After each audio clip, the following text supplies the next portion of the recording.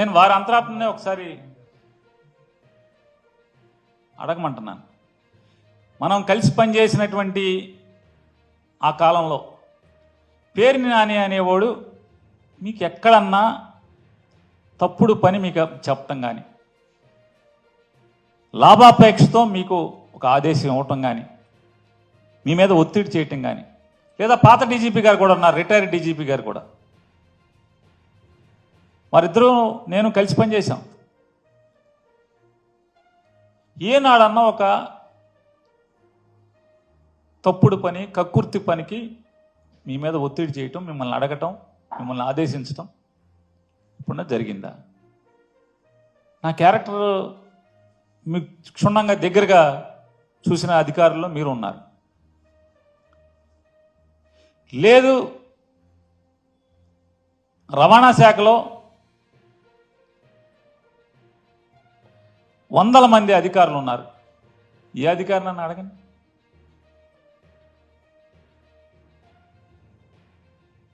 ఇవాళ నా గురించి చెడుగా మాట్లాడుతున్నటువంటి ఒక మంత్రి గారు, ఆయన తల్లకిందులు తపస్సు చేసి చేయని ప్రయత్నం లేదు. నా భార్య జయసుధ మీద కేసు కట్టించడం దగ్గర నుంచి ఆవిడని అరెస్ట్ చేయడానికి ఎంత ప్రయత్నం చేశాడో అంత ప్రయత్నం చేశాడు. కానీ ఏ మాటకు ఆ మాట దీంట్లో చెప్పుకుని తీరాలి. చంద్రబాబు నాయుడు గారు మాత్రం అతను ఎన్నిసార్లు కలిసినా, నాని భార్యను అరెస్ట్ చేద్దామని చెప్పి ఎన్నిసార్లు కలిసినా ఆయన మాత్రం పొరపాటును కూడా మైండ్ ఏమన్నా చెడిందంటే ఇంట్లో ఆడవాళ్ళకి అరెస్టులు చేయడం ఏంటి? మన టార్గెట్ పేరు నానిగాడు, ఆయన వేసేయండి అంటే, కాదు సార్ ఆడు కొడుకును కూడా వేసేయాలి సార్. సరే నీ కక్ష ఆడు కొడుకు మీద కూడా ఉంటే ఇద్దరిని కలిసి చేసేయండి, అంతేగాని ఇంట్లో ఆడవాళ్ళ మీదకంటే తప్పుడు పనులు అని చెప్పని ఆయన నడుచుకుంటూ వెళ్ళిపోయారు.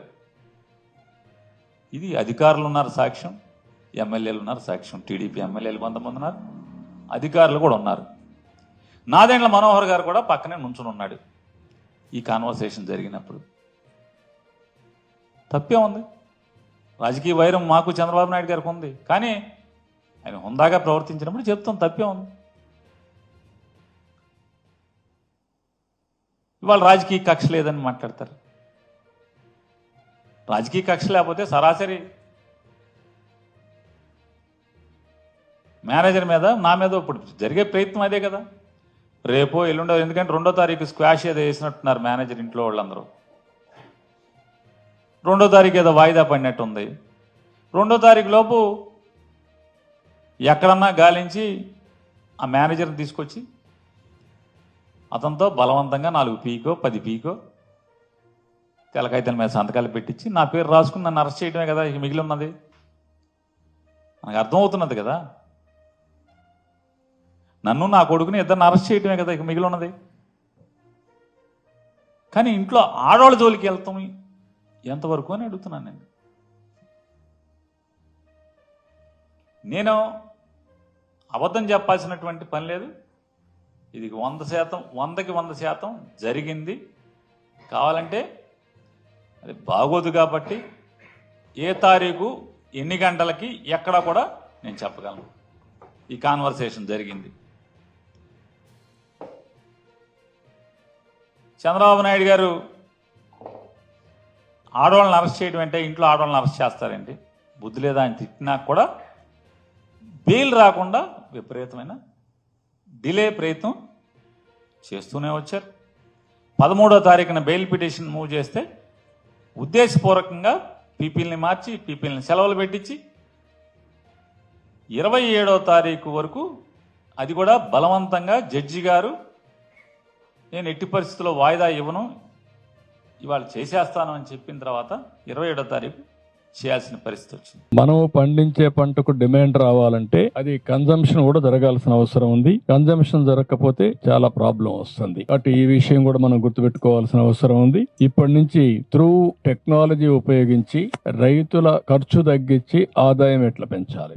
రెండు, ప్యాడీలోని ఏ పంట వేస్తే రైతుకు గిట్టుబాటు ధర వస్తుంది, వినియోగదారులు కూడా తినే పరిస్థితి వస్తుంది. అదే సమయంలో ఈ డ్రోన్స్ ఇవన్నీ ఉపయోగించి పెస్ట్ మీద కూడా చాలా వరకు కంట్రోల్ చేసి ప్రిసిషన్ ఇన్ అగ్రికల్చర్ తీసుకొస్తే చాలా వరకు పెస్టిసైడ్స్ మనం వాడకం తగ్గే పరిస్థితి వస్తుంది. దానివల్ల కూడా లాభాలు వస్తాయి. ఇలాంటి వినూత్నమైన ఇంకోటి ఏంటంటే అల్టిమేట్ గా రైతు ఖర్చులు తగ్గాలి, అప్పు తగ్గాలి.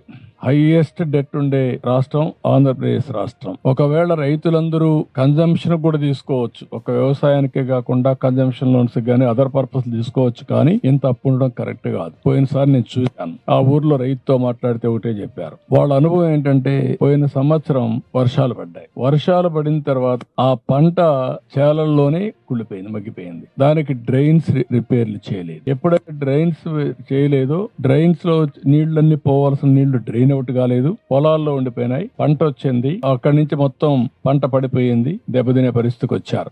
రెండోది కూడా మీరు చూస్తే ఈ రోజు ఒక రైతు అబ్జర్వేషన్, స్టాండింగ్ క్రాప్ ఉంటే మెషిన్ హార్వెస్టింగ్ వల్ల దిగుబడి పెరుగుతా ఉంది, పంట పడిపోతే దిగుబడి తగ్గుతా ఉంది. అలాంటప్పుడు ఆ పంట కరెక్ట్ గా ఉండే నిలబడుకునే పంట వేయడం ఒక యాంగిల్. రెండో యాంగిల్, ఆ పంట ఏ సీజన్ లో వేయాలి. ఇప్పుడు నేను అందుకనే పట్టిసీమ ప్రాజెక్ట్ తీసుకొచ్చి కృష్ణా డెల్టాకు నీళ్లు ఇచ్చాం. దానికి మెయిన్ పర్పస్ ఏంటంటే నీళ్లే రావడం లేదు, బాగా లేట్ అవుతుందని ఇచ్చాం. పట్టిసీమ నీళ్లు కూడా సీజన్ లో బిగినింగ్ లో దెర్ ఇస్ ఎ ప్రాబ్లం. అక్కడ నీళ్లు రావాలి, గోదావరి జిల్లాలకు నీళ్లు ఇవ్వాలి, నార్మల్కి మళ్ళీ ఇక్కడ తీసుకురావాలి. అది ఒక వారం 10 రోజులు అవుతా ఉంది. దీనికోసం ఇప్పుడు ఆలోచించింది ఏంటంటే పులిచెంత పెట్టుకుని మేము మేలోనూ నీళ్లు ఇచ్చి జూన్ లోనే వీళ్ళు నార్మల్ వేసుకోగలుగుతారా. జూన్ లో వేసుకుంటే ఇంకా అర్లీగా వస్తుంది, సైక్లోన్ మీద పడకుండా పంటలు వచ్చే పరిస్థితి వస్తుంది. ఇవన్నీ కూడా రైతాంగంలో తరో డిబేట్ జరగాల్సిన అవసరం ఉంది, చర్చ జరగాల్సిన అవసరం ఉంది. రైతులందరినీ ఇన్వాల్వ్ చేస్తాం. 5-6 నెలలు ఇన్వాల్వ్ చేసి లాభసాటిగా ఏ పంటలు వేస్తే ఆదాయం వస్తుంది, ఆ పంటల్ని ఏ విధంగా వేయాలి, మార్కెటింగ్ ఏ విధంగా ఇవ్వాలి. అదే మాదిరిగా మళ్ళీ ఫార్వర్డ్ బ్యాక్వర్డ్ ఇంటిగ్రేషన్ లో పంట వేసినప్పటి నుంచి హార్వెస్టింగ్ వరకు, మార్కెటింగ్ వరకు ఏం చేయాలి, ఈ ఎక్సర్సైజ్లన్నీ చేస్తాం. చేసి వ్యవసాయాన్ని ఏ విధంగా ఆదుకోవాలని ఆదుకుంటాం.